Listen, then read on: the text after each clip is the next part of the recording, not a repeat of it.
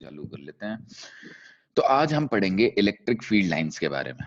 ठीक है, आज हम पढ़ेंगे इलेक्ट्रिक फील्ड लाइंस के बारे में। ठीक है, बहुत ही सिंपल टॉपिक है ये। वो शक्तिमान वाला डायलॉग है, छोटी मगर मोटी बातें हैं ये। ओके, बहुत आसान है। ठीक है, कुछ भी नहीं है, लेकिन इनको रटना नहीं है, इनको समझना है आपने। बस इस चीज का ध्यान रखो,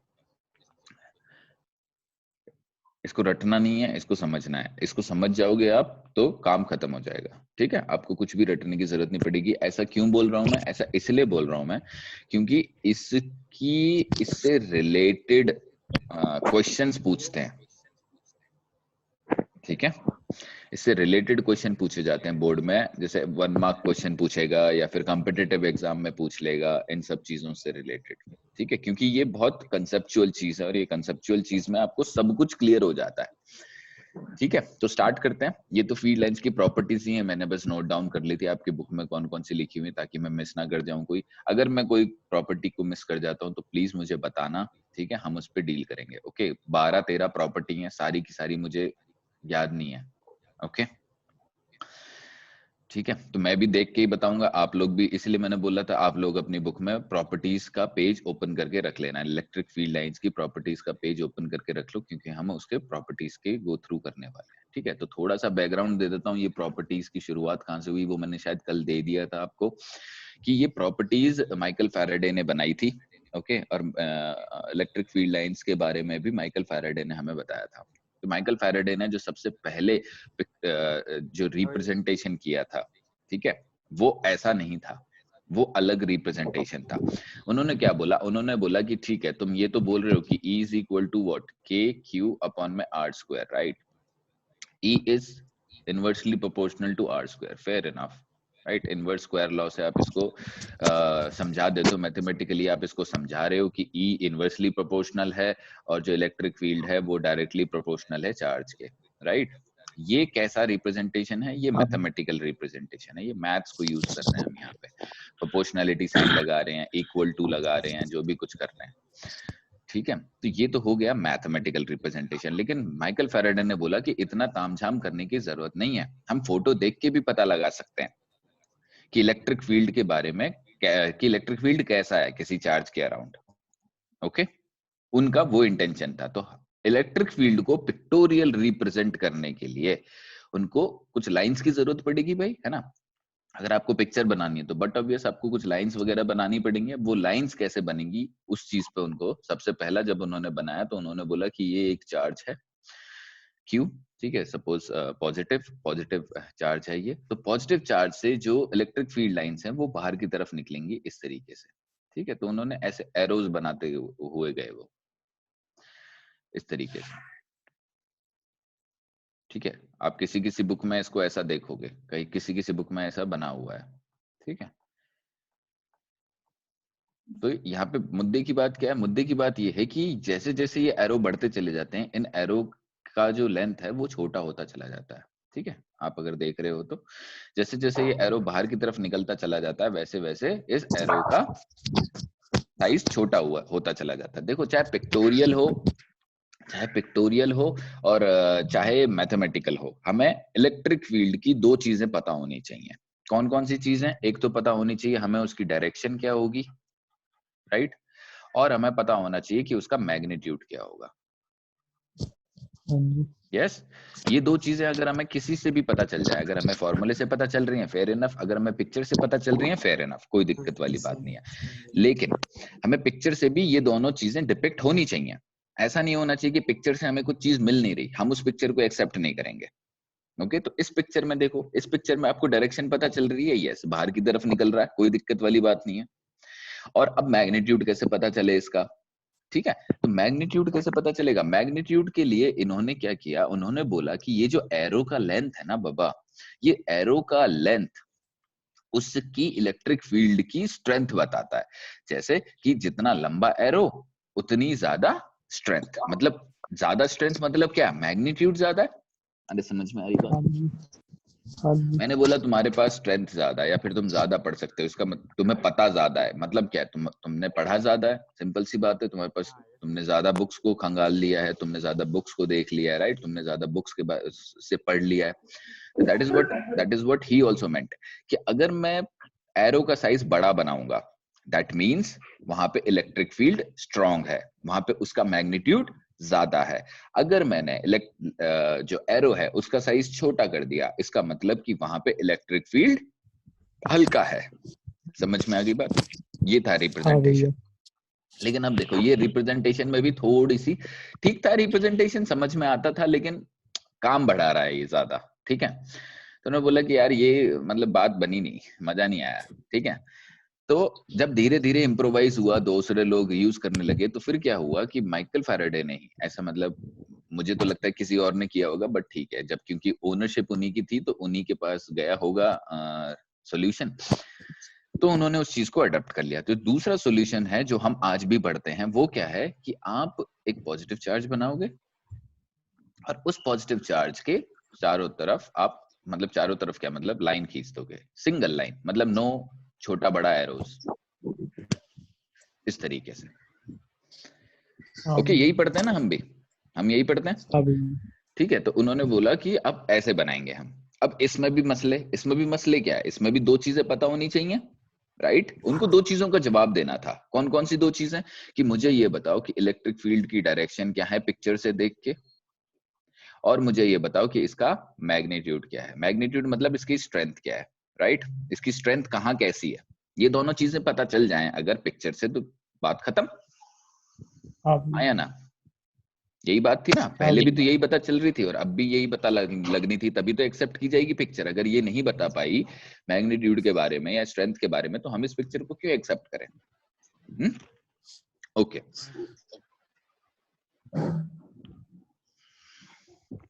तो अब देखो, डायरेक्शन तो पता चल रही है भाई, डायरेक्शन का तो कोई मसला है ही नहीं, एरो जिस तरफ पॉइंट कर रहा है वो डायरेक्शन। हाँ भैया। मैग्नीट्यूड कैसे पता लगाएंगे? तो फैराडे ने बोला कि मैग्नीट्यूड यहाँ पे पता लगाने का आपको एक दूसरा तरीका है, और वो दूसरा तरीका ये है कि जितना बड़ा एंगल दो लाइनों के बीच में होगा, जितना बड़ा एंगल दो लाइनों के बीच में होगा, उतना मैग्नेटिक फील्ड कमजोर होगा। या जितना छोटा एंगल, इसको दूसरे तरीके से समझ लो, जितना छोटा एंगल, गरम कर लो, जितना छोटा एंगल दो इलेक्ट्रिक फील्ड लाइंस, दो लाइंस के बीच में होगा, उतना स्ट्रॉन्ग इलेक्ट्रिक फील्ड होगा। समझ में आ रही बात? फॉर एग्जाम्पल, ये है आपका अल्फा, ये होगा बीटा, ठीक है। ऐसा क्यों होता है भैया? मतलब ये एक रिप्रेजेंटेशन है।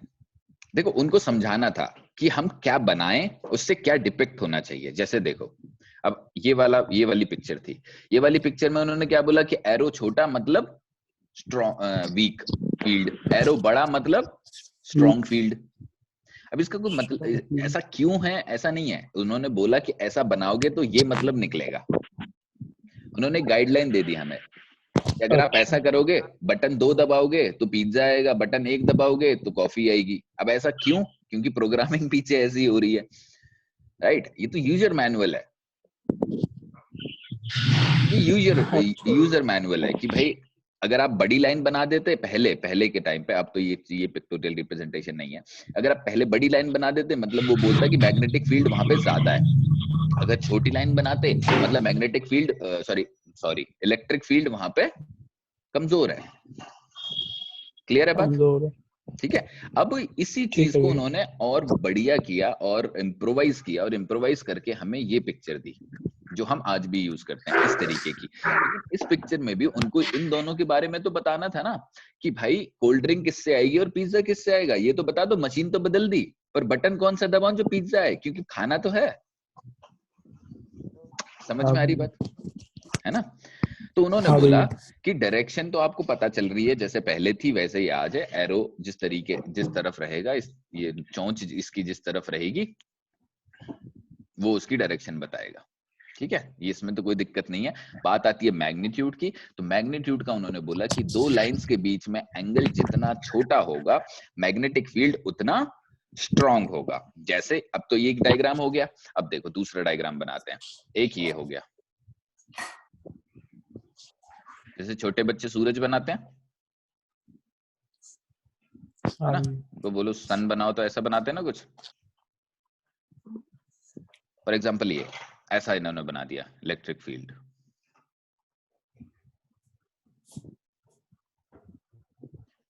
अब आपसे कोई क्वेश्चन पूछ ले, एमसीक्यू पूछ ले, या कॉम्पिटिटिव एग्जाम में आ जाए कि कौन सी दो चार्ज का इलेक्ट्रिक फील्ड स्ट्रॉन्गर है,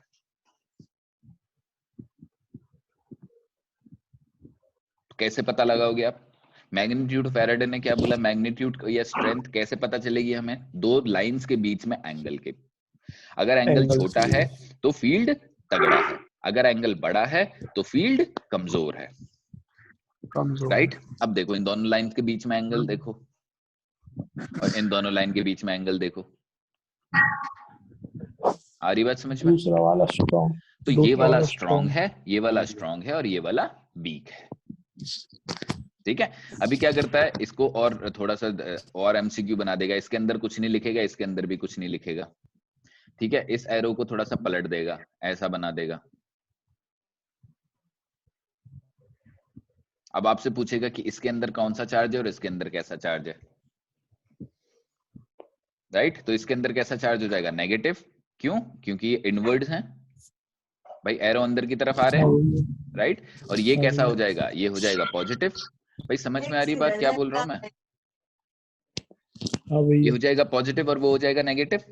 यहां तक क्लियर है मामला? देखो यहां तक क्लियर नहीं है तो मैं आगे नहीं जाऊंगा, क्योंकि और थोड़ा सा कंसेप्चुअल होता चला जाएगा। यहां तक सही है सबका? तो बताओ। हाँ भैया। All done? कैलाश समझ में आ रहा है?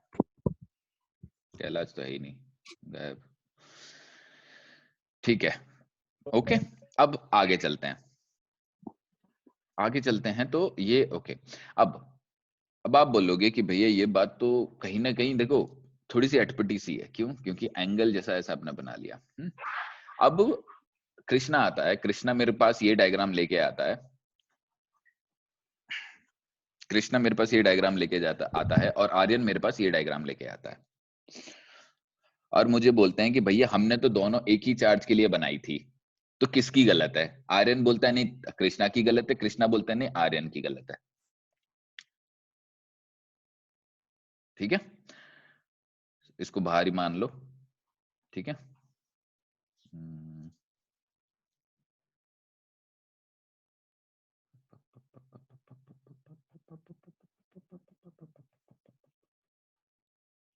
अरे चल भाई,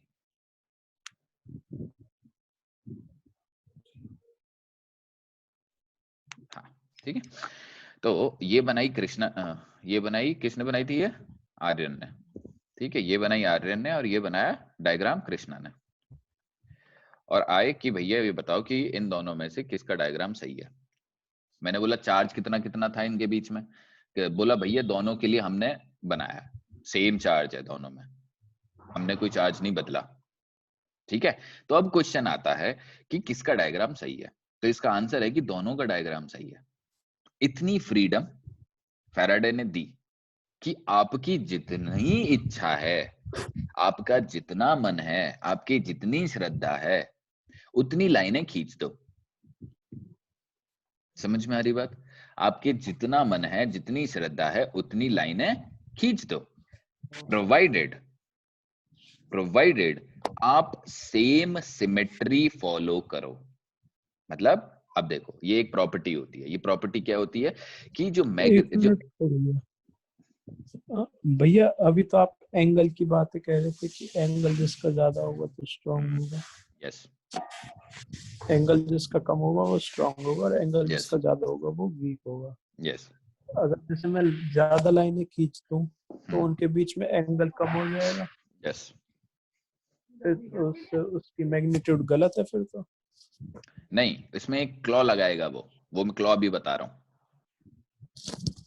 उसमें एक कंडीशन है, उसमें जो एंगल वाला सिस्टम है ना, उसमें एक कंडीशन है, वो कंडीशन मैं भी बता रहा हूं, वो ध्यान देना कि field lines, okay, field lines are, ये मत करो भाई प्लीज, ये लाइनें मत खींचो। Field lines are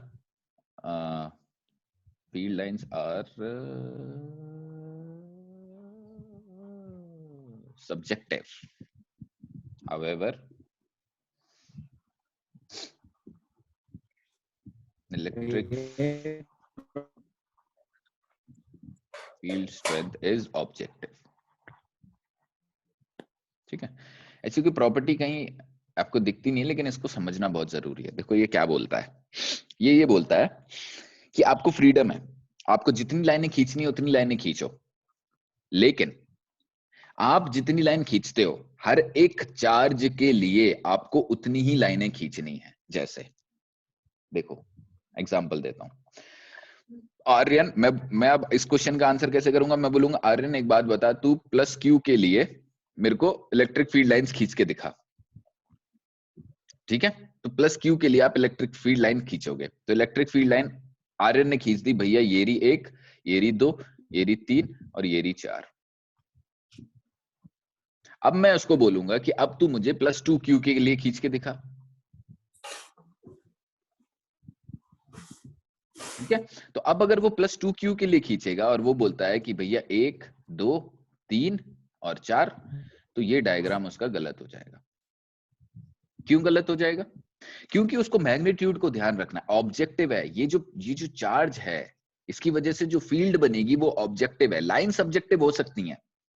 line subjective का मतलब क्या है कि जितनी जिसकी मर्जी है वो उतनी लाइनें खींच दे, कोई दिक्कत नहीं है, लेकिन उस चीज को कंटिन्यूअसली फॉलो करना है। मतलब कि अगर आपने प्लस क्यू चार्ज के लिए या माइनस क्यू चार्ज के लिए 4 लाइनें चुनी, तो 2 क्यू के लिए कितनी हो जाएंगी?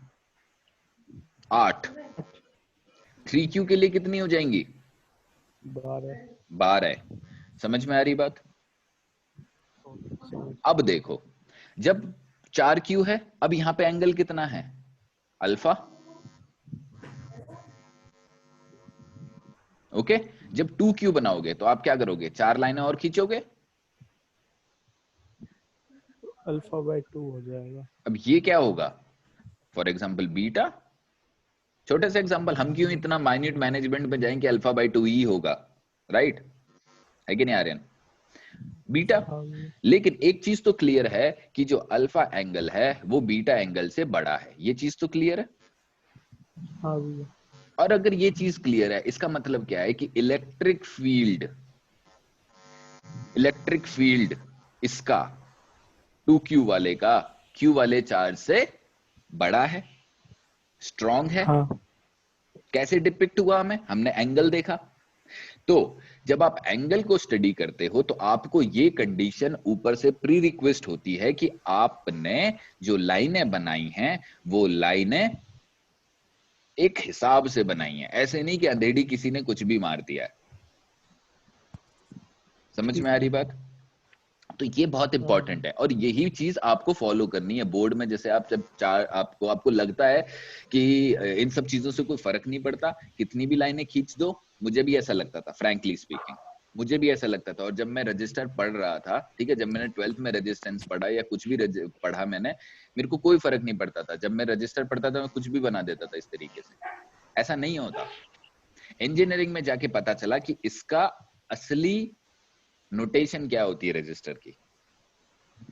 ओके, तो वो मैंने आपको शायद 10th क्लास में बताया भी था। आपको 3 पहाड़ ऊपर बनाने हैं और 3 पहाड़ नीचे।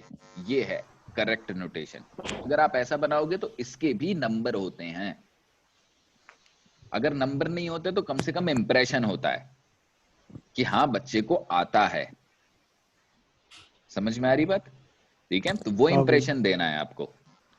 अगर वो इंप्रेशन दोगे तो अच्छा है आपके लिए। ओके, सो तो ये इंप्रेशन, ये चीज क्लियर रहेगी। ये इंप्रेशन दिया जा सकता है जब भी आप प्लस क्यू चार्ज, आप ऐसा मान लो कि प्लस क्यू चार्ज के लिए, और ऐसा कुछ जरूरी नहीं कि 4 बनाओ। आप बोलो भैया 8 बनानी पड़ेंगी, और अगर 3Q 4Q हो गया तो भैया हम तो मर ही जाएंगे, कितनी लाइनें बनाते रहेंगे। कोई दिक्कत नहीं है भाई, प्लस क्यू के लिए 2 बनाओ, कोई दिक्कत नहीं है। लेकिन अगर प्लस क्यू के लिए 2 बनाते हो तो प्लस 2Q के लिए 4 बनाओ। समझ में आ रही बात? ये नहीं कि +2 क्यू के लिए तो आपने 6 बना दी। हाँ कृष्णा, क्या कह रहे हो? उसका डबल। हाँ, मतलब जितना भी दे रखा है, मतलब एक एक यूनिटरी मेथड होता है ना ये, कि अगर एक के लिए 2 आती है तो 2 में 4 आएंगी। सिंपल मैथ्स है ये तो, है ना? तो आपको बस इस चीज का ध्यान रखना है। क्लियर है बात? ये कोई प्रॉपर्टी नहीं है, ये मैं आपको तरीका बता रहा हूं, और इस पे न्यूमेरिकल आ जाते हैं। सही बता रहा हूं मैं? अब न्यूमेरिकल कैसे है, मतलब न्यूमेरिकल इन सेंस एमसीक्यू आ जाता है। अभी नहीं आएगा तो किसी कंपिटिटिव एग्जाम में आ जाएगा। क्या बोलेगा वो, ये देखो, बोलेगा एक ही बंदे ने 2 डायग्राम ड्रॉ किए हैं, ठीक है? वो क्या बोलेगा, वो ये बोलेगा एक ही बंदे ने 2 डायग्राम ड्रॉ किए हैं, एक है ये और एक है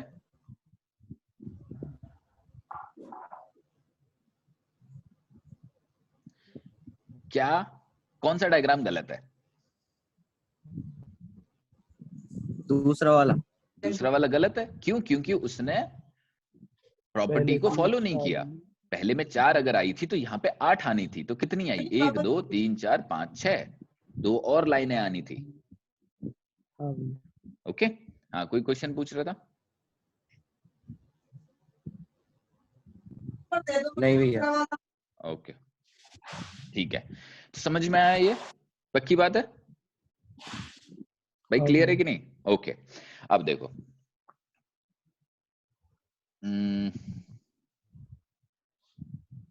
हाँ, इस पे एक न्यूमेरिकल आता है, ठीक है? एक न्यूमेरिकल मैंने देखा है कहीं, उस न्यूमेरिकल को कर लेते हैं। देखो, एक ये Q1 चार्ज है, मैं ये नहीं बोलूंगा कितना है, ये Q1 चार्ज है और ये Q2 चार्ज है। ओके,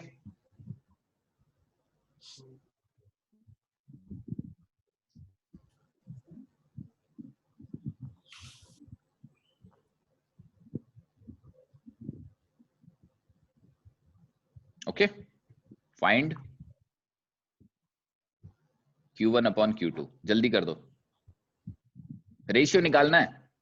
अब आप बोलोगे भैया Q1 तो दिया ही नहीं, Q2 तो दिया ही नहीं, रेशियो कैसे लगाएंगे? नहीं, निकाल सकते हो, निकालो। नहीं, निकालो जल्दी। 2 आर्यन ने बोला 2, और कोई? अन्नू?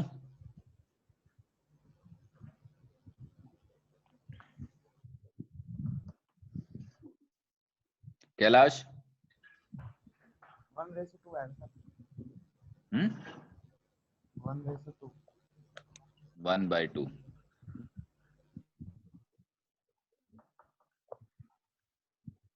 तुक्का मार दिया, ऐसे ही कुछ किया है? तुक्का नहीं मारा। जसवीर? 1/2। दोनों साथ ही बैठे हो क्या? नादी अलग बैठे हैं। दोनों के एक सोच कैसे हो रही है, मेरे को समझ में नहीं आ रहा। या उसने बोल दिया तो भाई ने बोल दिया, वही होगा जवाब। आप कुछ भी बोलो। अन्नू? 1/2 ही आएगा, क्यों भाई?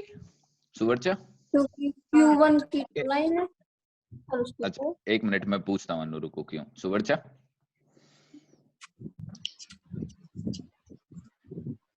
भैया 1। ओ, और कोई कैंडिडेट? कृष्णा?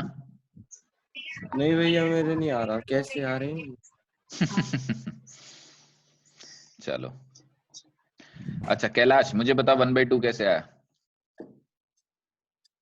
सर, क्योंकि Q1 पर 2 वे हैं लाइन।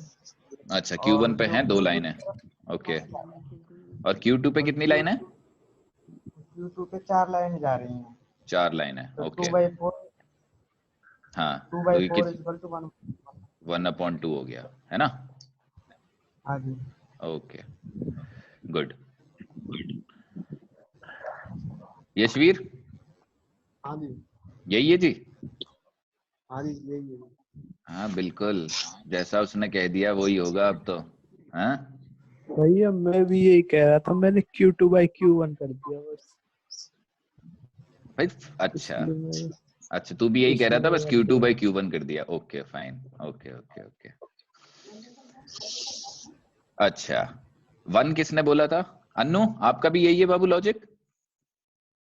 मेरा अब तो कुछ और लॉजिक निकल रहा है, क्योंकि Q1 से वो लाइन भी तो निकल रही है, तो उससे तो 6 लाइन निकल रही है। यस, अब पकड़ा लड़की रहे।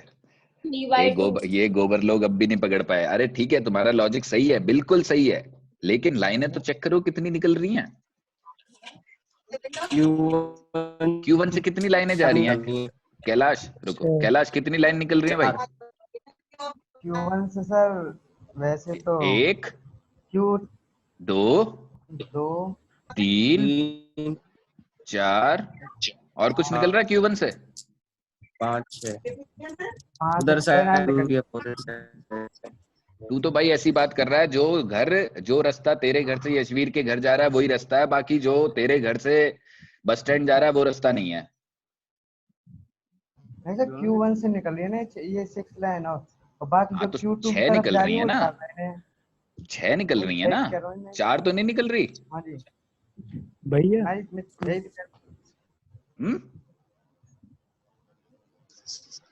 भाई 6 निकल रही है ना। हाँ जी हाँ तो 6 होंगी, जितने रास्ते भैया तुम्हारे घर से मेरा निकलेंगे। हाँ आर्यन बोल। ठीक है, Q1 से 6 लाइनें निकल रही हैं, लेकिन उनमें से 4 तो जा तो Q2 के पास ही रही हैं। हाँ जाने दो। Q2 मतलब कितना है? अगर जा रही है चार्ज, इसका मतलब क्या है? वो कैसा चार्ज है? नेगेटिव और Q1 कैसा चार्ज है?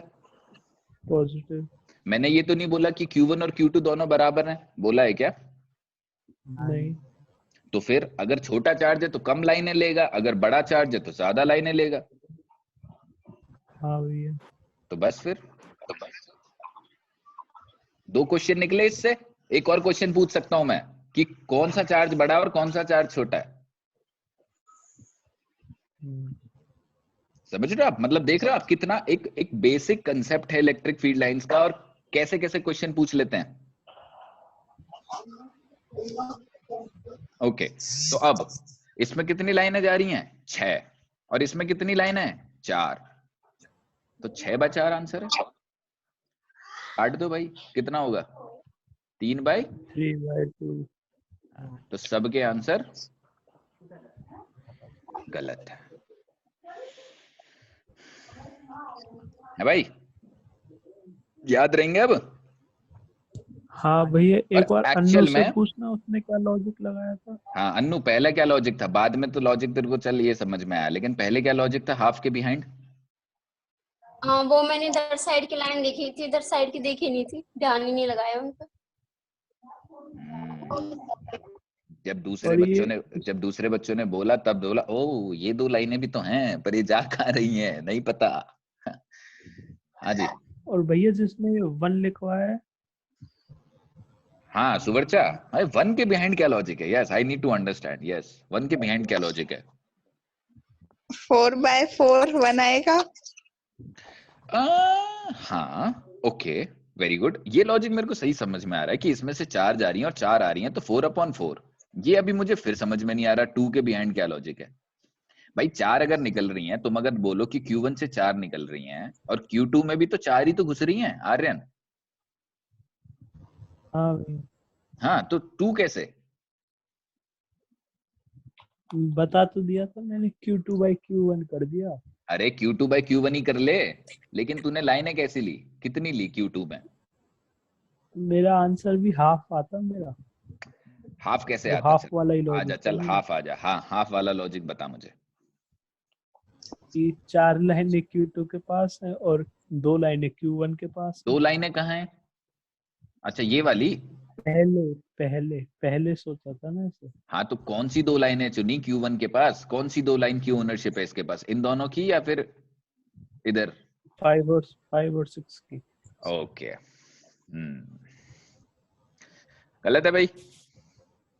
ठीक है हाँ सुवर्चा थोड़ा सा समझी, लेकिन सुवर्चा ने ये मिस किया। अगर मैं बोलूं कि सुवर्चा ने मिस की हैं ये 2 लाइनें, आपने तो ये 4 लाइनें मिस करी हैं। समझ में आ रहा है? हाँ हाँ भैया। पक्की बात है। और एक्चुअल में इसका आंसर होगा Q1 by Q2 -3/2। अगर माइनस दिया होगा तो माइनस लेना पड़ेगा। क्यों? क्योंकि देखो मैंने मॉड नहीं पूछा, राइट? ओके, तो आपको इसका साइन भी रखना पड़ेगा। तो Q2 कैसा है? नेगेटिव है क्योंकि लाइनें इसमें अंदर आ रही हैं, हाँ भैया। राइट? तो आपको -3/2 लेना पड़ेगा। पक्की बात है? हाँ ओके, ठीक है। तो अभी और थोड़ा सा इसके बारे में पढ़ना, इससे अगर और न्यूमेरिकल मिलते हैं तो इससे और न्यूमेरिकल करना, और कल हम इसके आगे कंटिन्यू करेंगे। ठीक है भैया। समझ में आया? कल कितने हाँ बजे भैया। सर? ओके, चलो फिर बाय।